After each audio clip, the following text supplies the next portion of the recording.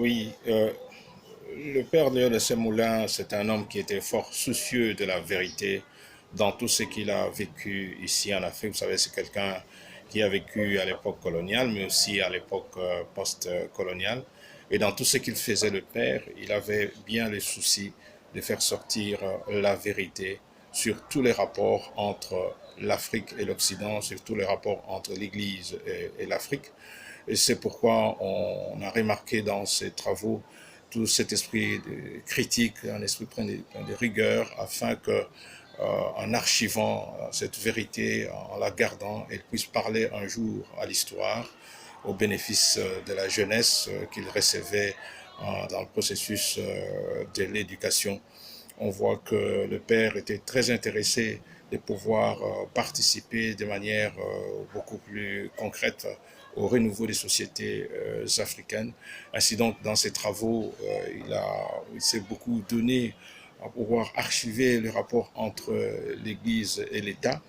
Et là-dedans, il essaie de trouver des paradigmes qui, au niveau de l'Église, restent toujours parlants à l'éducation. On va voir qu'il va consacrer, par exemple, un certain nombre d'écrits sur l'héritage qu'on pouvait tirer de Monseigneur Van Ronsley, qui est le premier vicaire apostolique ici au Congo RDC, RD.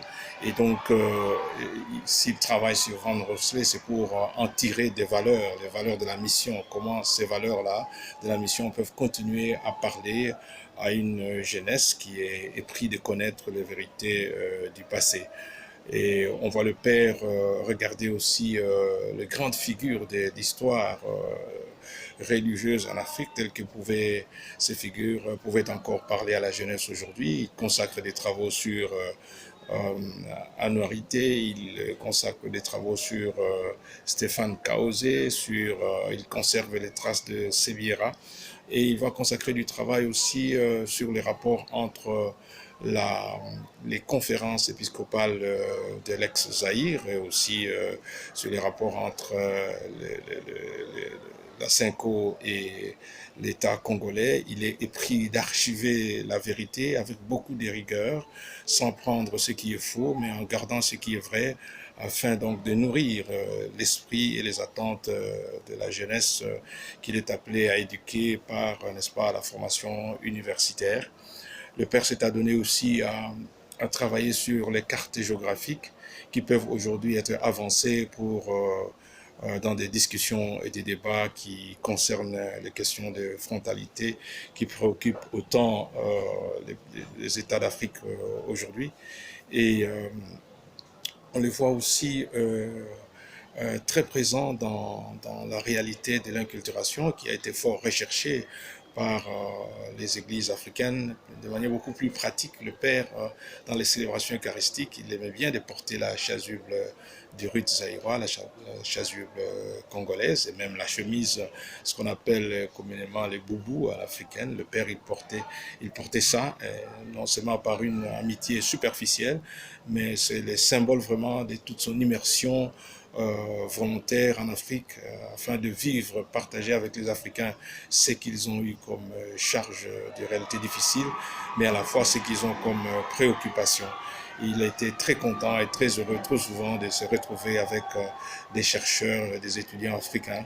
Il était content de former des chercheurs. Moi, j'ai reçu ce cours et même de conseils, de notes pour savoir comment transmettre, communiquer sa pensée en français en termes d'initiation à la recherche, à la rédaction scientifique.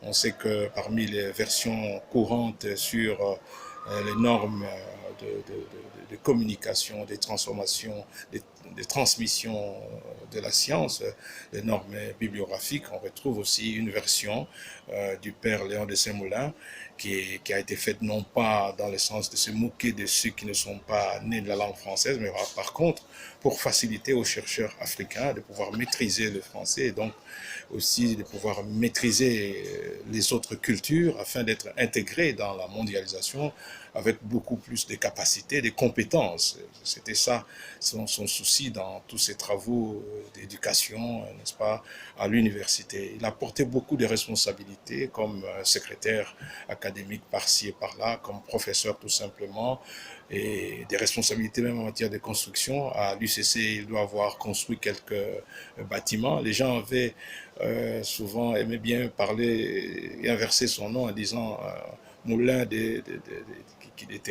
il était au four et au moulin. C'est-à-dire que c'est un homme qui était de grande disponibilité, de grande humanité, soucieux de construire en grand pour l'humain en Afrique.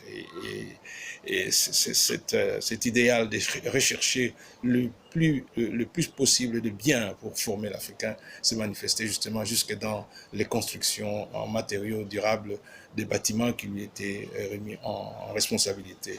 Il était toujours sur le terrain, n'est-ce pas? Et il savait toujours quelque chose à dire pour ajuster l'un ou l'autre mur. Et je crois que cette force, cette volonté de réajuster les murs de l'humain à la base, c'est ça qui animait son cœur, participer à refonder l'Afrique. C'était ça aussi le père Léon de Saint-Moulin. C'était un homme aussi de grande intelligence, un savant. Hein. Il était interdisciplinaire.